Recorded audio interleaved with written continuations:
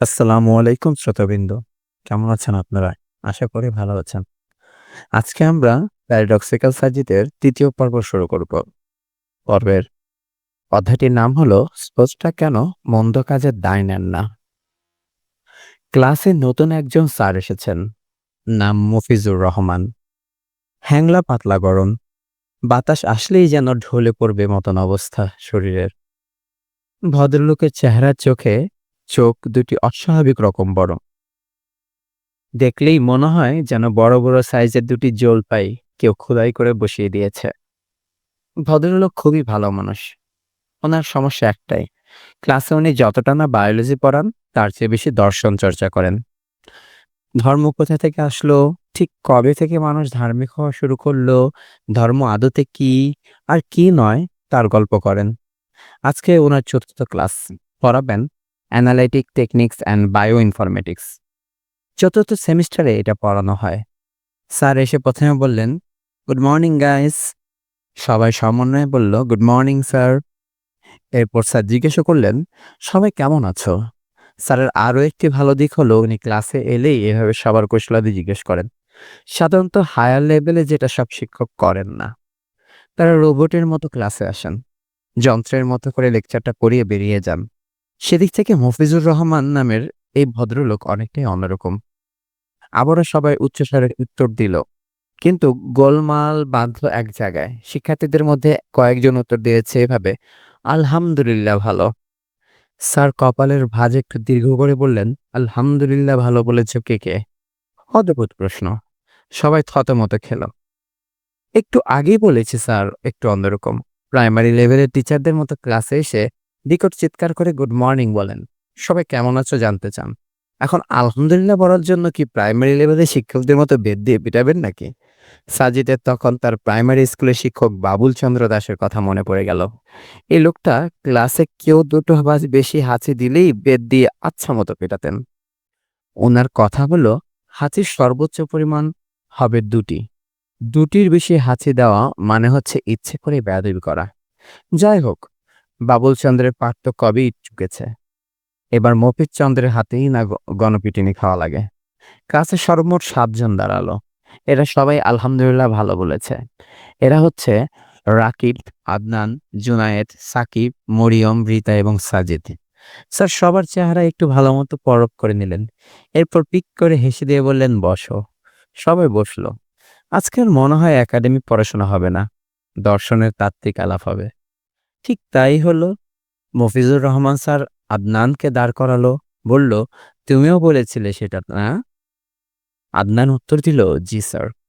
Sir বললেন, আলহামদুলিল্লাহ অর্থ কি জানো? আদনান মনে হয় একটু ভয় পাচ্ছে। সে ঢোক গিলতে গিলতে বলল, জি স্যার, আলহামদুলিল্লাহ অর্থ সকল প্রশংসা কেবল আল্লাহর। স্যার বললেন, সকল প্রশংসা কেবল আল্লাহর? স্যার এই বাক্যটি দুটি উচ্চারণ করলেন। এরপর আদনানের দিকে তাকিয়ে বললেন, বসো। আদনান বসলো। এবার স্যার রিতাকে দাঁড় করালেন। স্যার রিতার কাছে জিজ্ঞাসা করলেন, আচ্ছা পৃথিবীতে চুরি ডাকাতি আছে? রিতা বলল, আছে। খুন খারাপি, রাহাজানি, ধর্ষণ? জি আছে।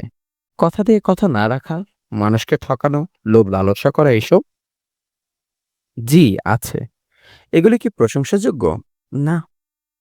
তাহলে মানুষ একটি ভালো কাজ করার পর তার সব প্রশংসা যদি আল্লাহর হয়, মানুষ যখন চুরি ডাকাতি করে, লোভ ঠকায়, খুন খারাপি করে, ধর্ষণ করে, তখন সব মন্দের ক্রেডিট আল্লাহকে দেওয়া হয় না কেন? উনি প্রশংসার ভাগ পাবেন কিন্তু দুর্নামের ভাগ নেবেন না, তা কেমন হয়ে গেল না? রীতা মাথা নিচু করে চুপ করে আছে। স্যার বললেন, এখানে ধর্মের ভেলকিবাজি। ঈশ্বর সব ভালোটা বুঝেন, কিন্তু মন্দটা থেকে নিজেকে গুটিয়ে নিয়েছেন। আদতে ঈশ্বর বলে কেউ নেই। যদি থাকতো তাহলে তিনি এরকম একচোখ হতেন না। বান্দার ভালো কাজের ক্রেডিটটা নিজে নিয়ে নিতেন, কিন্তু বান্দার মন্দ কাজের বেলায় বলবেন, ও ওইটা আমি থেকে পবিত্র, ওইটা তোমার ভাগ। স্যারের কথা শুনে ক্লাসে যে কয়জন নাস্তিক আছে তারা হাততালি দেওয়া শুরু করলো। সাজিদের পাশে যে নাস্তিকটা বসেছে সে তো বলেই বসলো, মফিজ স্যার হলেন আমাদের বাংলার প্লেটো। স্যার বলেই যাচ্ছেন ধর্ম আর স্রষ্টার অশ্লীলতা নিয়ে। এবার সাজিদ দাঁড়ালো। স্যারের কথা মাঝে সে বলল, স্যার সৃষ্টিকর্তা এক চোখে নন। তিনি মানুষের ভালো কাজে ক্রেডিট নেন না। তিনি অতটুকুই নেন যতটুকু তিনি পাবেন। ঈশ্বর আছেন, স্যার সাজিদের দিকে একটু ভালো মতো তাকালেন, বললেন, শিওর? জি। তাহলে মানুষের মন্দ কাজের জন্য কে দায়ী? মানুষই দায়ী? সাজিদ বলল, ভালো কাজের জন্য তাও মানুষ। স্যার এবার চিৎকার করে বললেন, এক্স্যাক্টলি, এটাই বলতে চাচ্ছি। ভালো মন্দ এসব মানুষেরই কাজ। সো এর সব ক্রেডিট মানুষের। এখানে স্রষ্টার কোনো হাত নেই।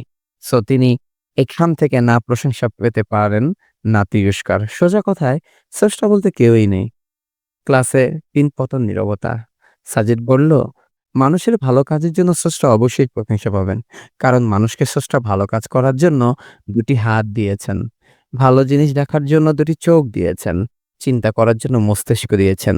দুটি পা দিয়েছেন। এসব কিছু স্রষ্টার দান। তাই ভালো কাজের জন্য তিনি অবশ্যই প্রশংসা পাবেন। স্যার বললেন, এগুলো দিয়ে তো মানুষ খারাপ কাজও করে তখন? এর দায় স্রষ্টার নয়। হা হা হা, তুমি খুব মজার মানুষ দেখছি। হা হা হা। সাজিদ বলল, স্যার, স্রষ্টা মানুষকে একটি স্বাধীন ইচ্ছা শক্তি দিয়েছেন। এটা দিয়ে সে নিজের ইচ্ছার কাজ ঠিক করে দেয়। সে কি ভালো করবে না মন্দ। স্যার তিরস্কারের সুরে বললেন, ধর্মীয় কিতাবাদি কথা বাদ দাও man, come to the point and be logical. Sajid বলল, স্যার, আমি কি উদাহরণ দিয়ে বোঝাতে পারি ব্যাপারটা? অবশ্যই, স্যার বললেন। সাজিদ বলতে শুরু করলো, ধরুন খুব গভীর সাগরে একটি জাহাজ ডুবে গেল। ধরুন সেটা বারমুডা ট্রায়াঙ্গল।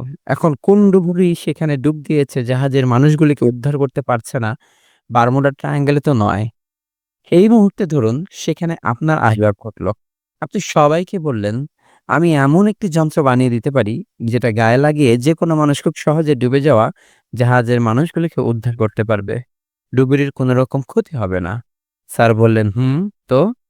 ধরুন আপনি যন্ত্রটি তৎক্ষণাৎ বানালেন এবং একজন ডুবুরি সেই যন্ত্র গায়ে লাগিয়ে সাগরে নেমে পড়ল ডুবে যাওয়া মানুষগুলিকে উদ্ধার করতে।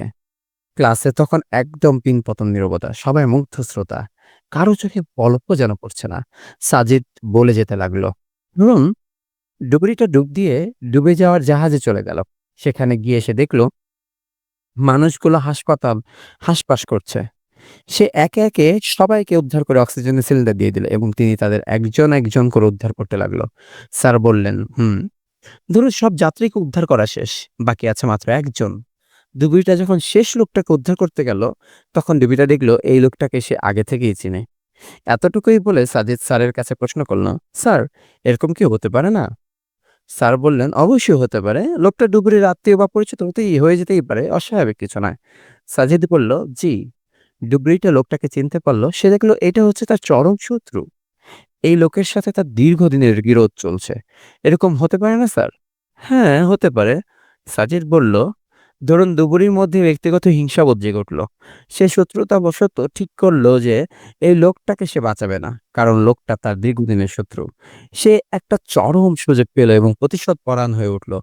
ধরুন ডুবুরিটা ওই লোকটাকে অক্সিজেনের সিলিন্ডার তো দিলই না, উল্টো উপহারের সময় লোকটাকে পেটে একটা জোরে লাথি দিয়ে আসলো। ক্লাসে তখনও পিনপতন নীরবতা। সবাই সাজিদের দিকে এক দৃষ্টিতে তাকিয়ে আছে। স্যার বললেন, তো তাতে কি প্রমাণ হয় সাজিদ? সাজিদ স্যারের দিকে ফিরে বলল, let me finish my belief sir. Okay, you are permitted, carry on. Sir বললেন।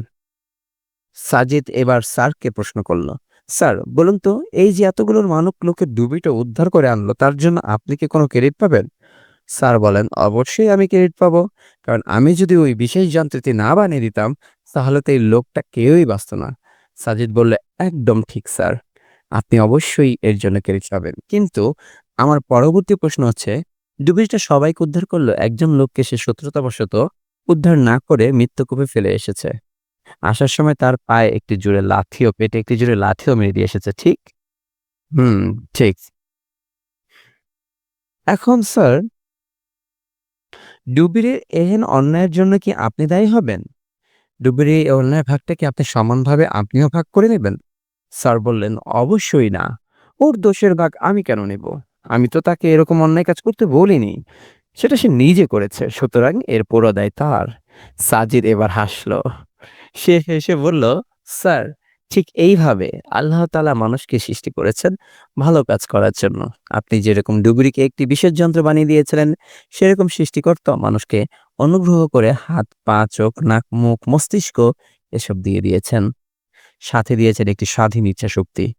এখন এসব ব্যবহার করে যদি সে ভালো কাজ না করে, তার ক্রেডিট সোর্সটা পাবেন ভালো কাজ করে। যেরকম বিশেষ যন্ত্রাদি বানিয়ে আপনি ক্রেডিট পাচ্ছেন। আবার সে যদি এগুলো ব্যবহার করে কোনো খারাপ কাজ করে, গর্হিত কাজ করে, তাহলে তার সোর্সটা দায়ভার নিবে না। যেরকম ডুবিডুবি অন্যায়ের জন্য আপনার উপর বর্তায় না। আমি কি বুঝাতে পেরেছি স্যার? ক্লাসে এতক্ষণ ধরে ৩ পর্যটন নীরবতা বিরাজ করছিল। এবার ক্লাসের সকল নাস্তিকেরা মিলে একসাথে জোরে, জোরে হাততালি দেওয়া শুরু করল। স্যারের জবাবের আশায় সাজিদ স্যারের দিকে তাকিয়ে আছে। স্যার বললেন, "হুম, আই গট দ্য পয়েন্ট।" এই বলে স্যার সেদিনের মতো ক্লাস শেষ করে চলে যান। সো বন্ধুরা, পরবর্তী পডকাস্টে দেখা হবে। সে পর্যন্ত আমাদের চ্যানেলটিকে সাবস্ক্রাইব দিয়ে আমাদেরকে সাপোর্ট করবেন। ধন্যবাদ।